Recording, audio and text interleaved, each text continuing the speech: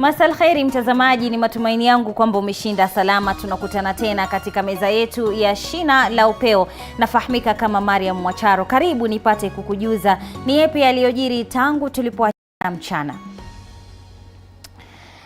Na tunaanza na kwamba chama cha Wiper hii leo kimewasilisha tetesi mahakamani kupinga hatua ya tume ya uchaguzi nchini IEBC kumzuia aliyekuwa gavana wa Nairobi Mike Mbuvi Sonko kusimama kama gavana kaunti ya Mombasa.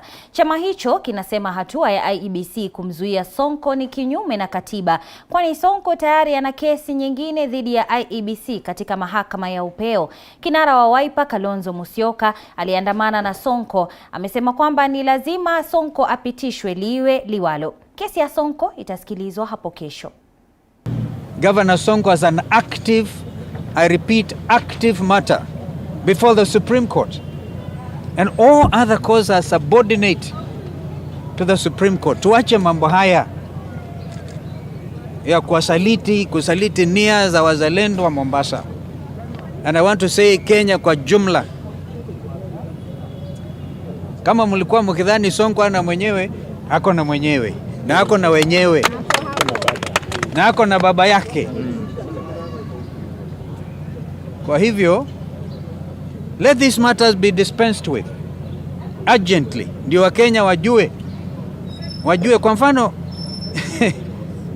chairman rafiki yangu Chebukati alikuwa amesema hata alizuiliwa Kurani in 2017 kwa matamshi yake.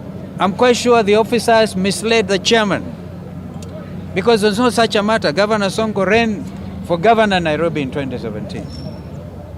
Kwa hivyo tuache mambo haya kusumbua mmoja wetu ambaye roho yake ni kusaidia wananchi wa Kenya vile ambavyo tunamuelewa.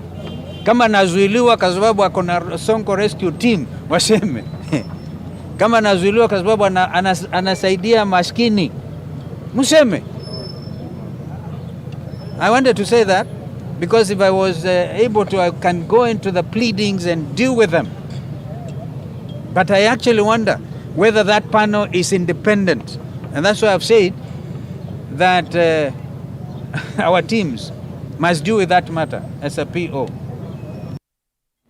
Na wapiga kura wawili kutoka Machakos, Gideon Ngewa kumradhi na Kisilu, ambao waliwasilisha malalamishi yao kwa tume ya uchaguzi wakimpinga vikali aliyekuwa katibu mratibu katika wizara ya uchukuzi Wavinya Ndeti kuwania kiti cha ugavana, wameendeleza hoja yao mbele ya kamati ya utatuzi wa mizozo, wakisema kuwa Wavinya hana shahada ya chuo kikuu inayomruhusu kuwania kiti cha ugavana katika kaunti ya Machakos.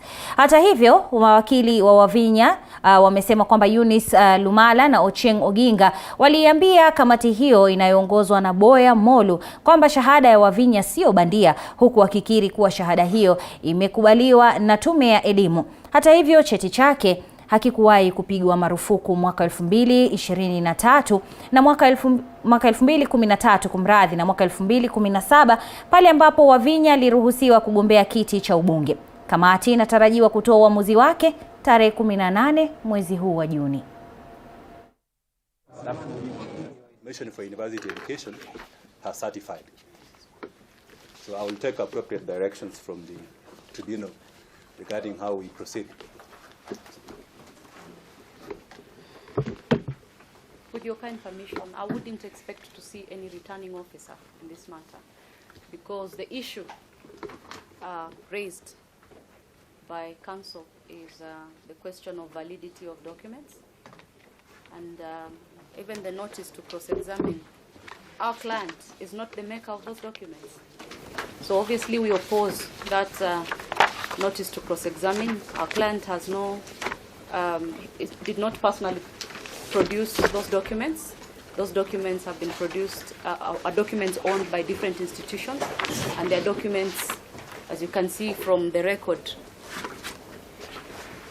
they have been accepted in this jurisdiction.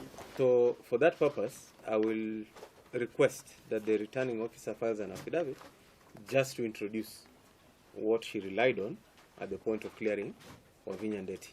This reply shall be shared with both counsel, and it shall be restricted for purposes of these proceedings to what the returning officer received at the point of clearing the respondent. Okay? so that then we don't have to open up the proceedings. Wengineko, katibu mkuu katika idara ya makazi na maendeleo ya mjini Charles Hinga anakagua masoko tofauti hapa jijini Nairobi. Hinga amesema kwa sasa serikali kuu imejenga masoko 59 na kukarabati masoko mengine 33. Kwa sasa Hinga anaendelea na ukaguzi huo katika soko la City.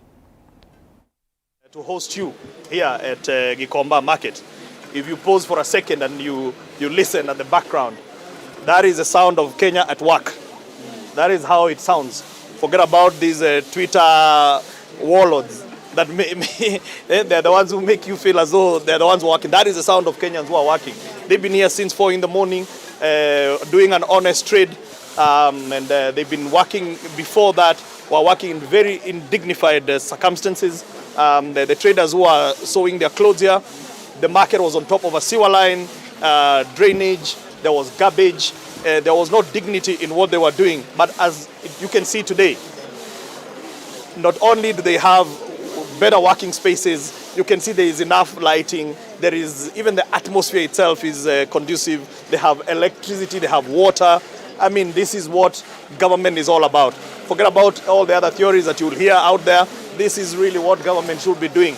And we are very grateful that in this second term of His Excellency the President, we've done 59 markets, new ones from scratch, all over the country. When you go to Musanda in Mumias, you will find a market. Even in Bomet, there is a market that is under construction. There is no place that has not benefited from the work of His Excellency the President. And we want to say that for the incoming government, that they must take the baton and make sure that they continue on the same trend, because this is the face of Kenya. Mahali tumefika, tumeona manufaa kwa serikali. Soko tulikuwa tumekaa mazingira mbaya. Tulikuwa tukiamka asubuhi, ukibukubuka unaenda kutembea kuhusia nguo zako karibu na sewage, unaona unaenda mahali haistahili. Lakini tangu tulilie serikali, saa hii tuko manufaa ya kufurahia kutoka kwa serikali. Saa hii hakuna drainage system, zote zimetengenezwa ndani ya soko. Tulikuwa kukinyesha kila wakati, tunapiga picha tunatuma kwa serikali. Saa hii soko hakuna maji, ile ina stagnant, maana hakuna. Saa hii sewage zote, line zote za sewage iko sawa. Ukiangalia kwa ukuta yetu ya soko, ukuta yote iko na perimeter wall, iko na CCTV, kuna borehole katika soko na mwangaza, kuna security ya kutosha ndani ya soko. Saa hii ile kitu tunalilia tu ni serikali isisahau sisi sasa. Juu serikali inaondoka, ile inaondoka, imetufanyia mengi. Tunaomba ile serikali inakuja. Ukiangalia nje unaona watu wa mtumba kutoka kwa gate hawana mahali ya kufanyia kazi.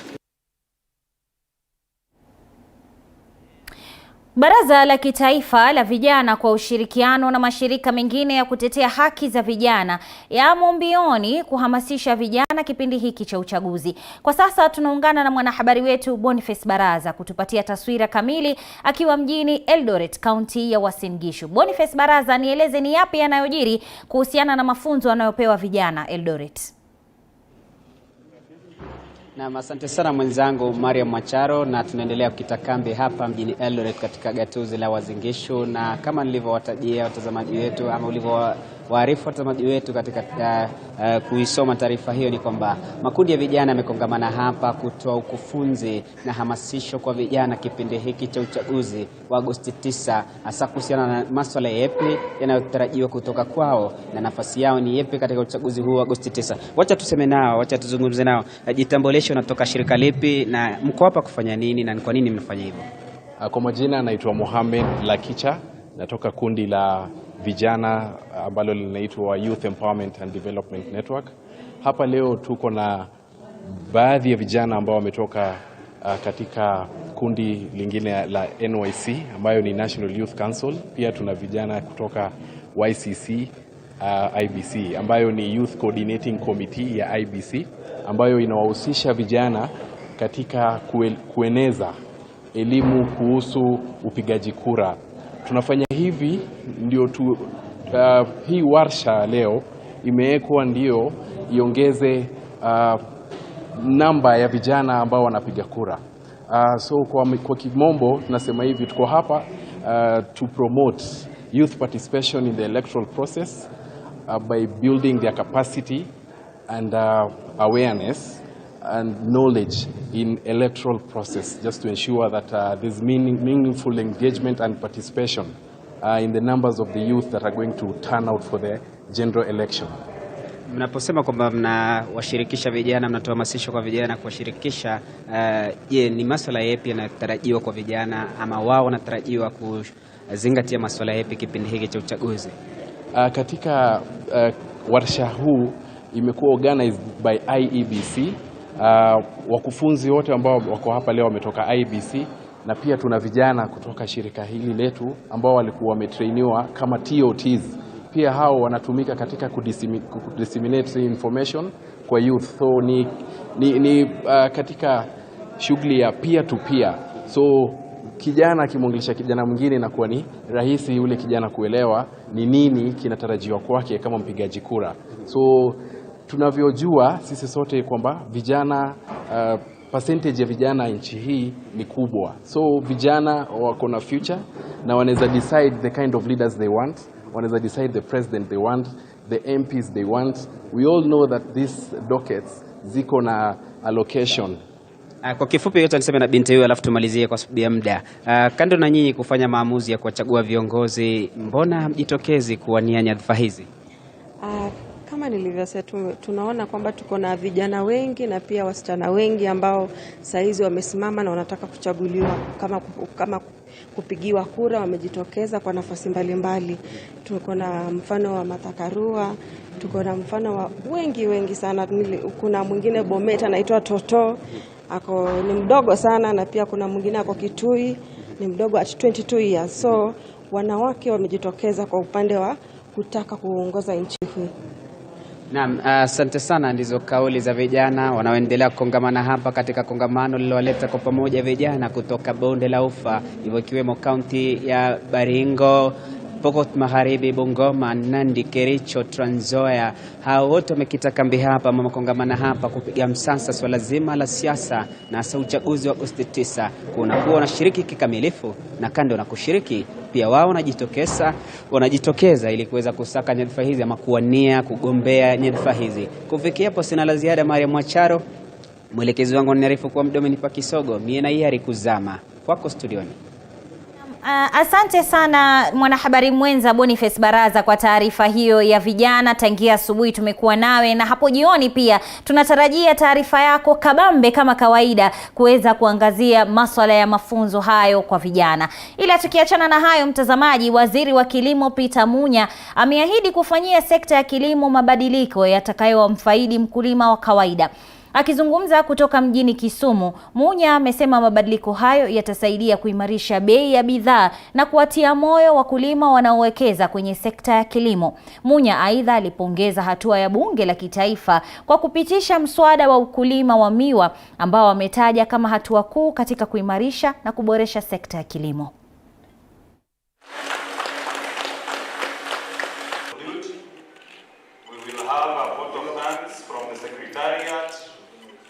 Mambo ya bei, mkulima aweze kupata bei ambayo inamwezesha kupata income na inamwezesha kurinvest kwa hiyo sekta hiyo, na tunataka kuelekea kwa ile tunaita sucrose based price compensation, payment compensation at the primary level. Mambo ya kutokuwa kupata inputs ambazo ni bei nafuu, ambayo ina increase cost ya production kwa mkulima, na tunasema hiyo tutachangia kuhakikisha inputs zimeenda chini. Na tumesema kwa ile act imepita, kuna levy itakuwa hapo kwa ile import ya sugar ambayo itatumika kufund institutions zile zinahitajika kwa hii sekta kama Sugar Research Institute, na pia kusaidia counties kwa mambo ya infrastructure, mambo ya kusaidia wakulima kwa inputs, mambo ya kusaidia wakulima kutengeneza barabara na kadhalika. Pia kuna challenge ya transportation ambayo kunakuwa na ile inaitwa post harvest loss kubwa up to 5%. Hiyo yote ukitupa 5% of your crop is a disaster. Hiyo tutatazama vile itakuwa organized better, working with the counties to ensure that the transportation to the milling factory is efficient and not wasteful.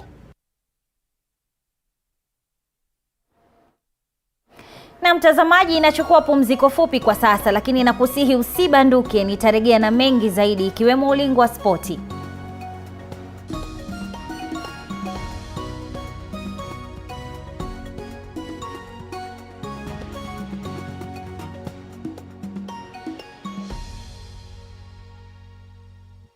You are watching TV47, the home of untold stories.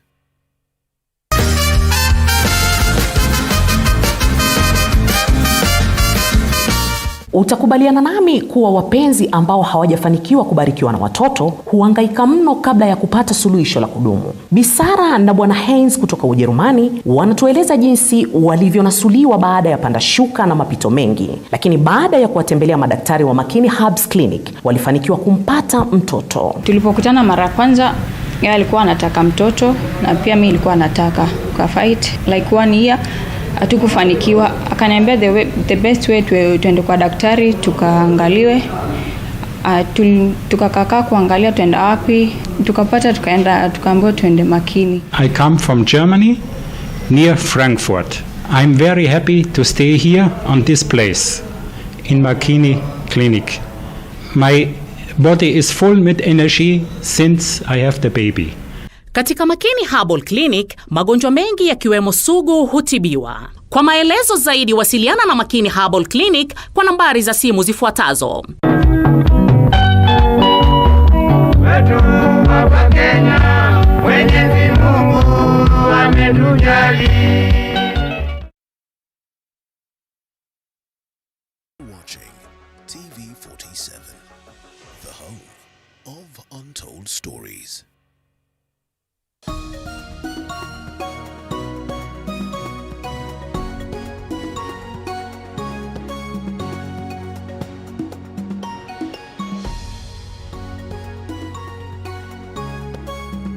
Na mtazamaji, shukrani za dhati kwa kuendelea kuienzi runinga TV47 na karibu tena.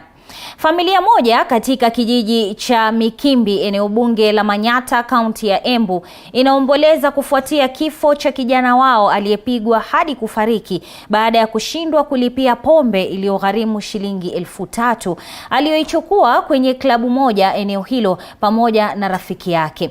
Waathiriwa Tom Musyoki mwenye umri wa miaka 25 na rafiki yake Munene Mbogo wanadaiwa kuvuliwa nguo na kupigwa hadi kufa katika klabu moja eneo hilo baada ya kushindwa kulipa deni la pombe usiku wa Jumatatu. Musyoki ambaye hivi karibuni amehitimu alifariki dunia alipokuwa akipokea matibabu katika hospitali kuu ya Kerugoya, ambapo alikimbizwa na familia na marafiki. Walipofika wakamuokoa huku rafiki yake Munene akiwa hali mahututi.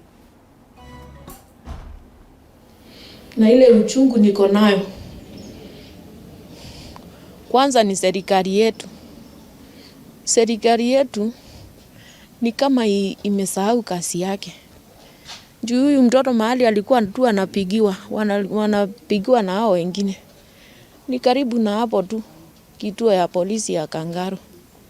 Lakini tuliwapata tu na raia peke yake. Level 5 nao tunaomba, tafadhali tumeumia. Watu wanakufa. Kama huyo sasa ni Kangaru, ni hata si mbali kutoka Kangaru kwenda Level 5. Kama angeshughulikiwa, unasikia hata mzazi yako ana pesa ya kwenda private. Kama angeenda hiyo Level 5, ashughulikiwe. Sasa tungekuwa hata pengine na Tom kwa mikono. Sasa hatungekuwa tuna regret. Hii ya watu kusukua sheria mkononi, ningewaomba hata tu kama hakuna mtu akosangi. Mtu akikukosea baada ya kuchukua sheria mkononi, ni heli uite watu wao kama ni deni wakulipe, ama upeleke hapo polisi. Kama hawa polisi iko hapo karibu, wangeasukua wapeleke hapo polisi. Kama ni deni tuende hapo tulipe, tukikosa kulipa waende wastakiwe. Na mtazamaji, nchi 43 kati ya 55 Afrika zimepitisha makubaliano yatakayowezesha nchi hizo kuendeleza biashara baina yao. Akizungumza katika hafla hiyo, afisa mkuu mtendaji wa EABC John Bosco Karisa Alitoa wito wa kufuatiliwa na kufuatwa kwa itifaki zilizokubaliwa ili kuhakikisha utekelezaji na uendeshaji bora wa biashara katika mataifa ya Afrika na pakubwa Afrika Mashariki. It's against this backdrop that agriculture has been identified as one of the key sectors to deliver the 10% annual economic growth rate envisioned in the economic pillar of the Kenya Vision 2030. This growth will be achieved through transforming small-scale agriculture from subsistence to innovative, commercially oriented and modern agriculture. So there's room for farmers to earn revenue when we use their data to then give insights, or even if they're working with an organization like HIVI International, say for example, and I come in as a consultancy and I do monitoring, evaluation and learning work for HIVI International, they will give me some money for data collection. That money we can split with farmers. So there's room for like some revenue, some more revenue for farmers from the data that they then give out. Maafisa wa polisi kutoka kituo cha polisi cha Webuye kaunti ya Bungoma wanazuilia lori moja la masafa marefu lililonaswa katika barabara kuu ya Webuye likisafirisha bangi ya uzito wa kilo 500 yenye thamani ya takriban shilingi 900,000.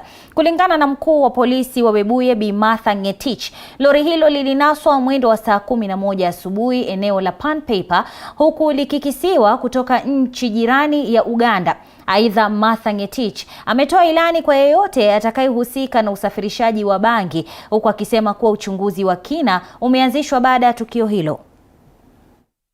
Webuye Police Station wakishirikiana na wengine wa kutoka region ya Kakamega walipata fununu kwamba bangi ilikuwa inasafirishwa, nao wakapata kufuata na wakaipata hapa Pan Paper, wakaisimamisha, na walipoangalia ndani wakapata bangi magunia 10. Na natoa ilani kwa washukiwa wote wanaosafirisha bangi na vitu vyovyote vile vibaya ambayo hairuhusiki kisheria, kwamba siku zao ziko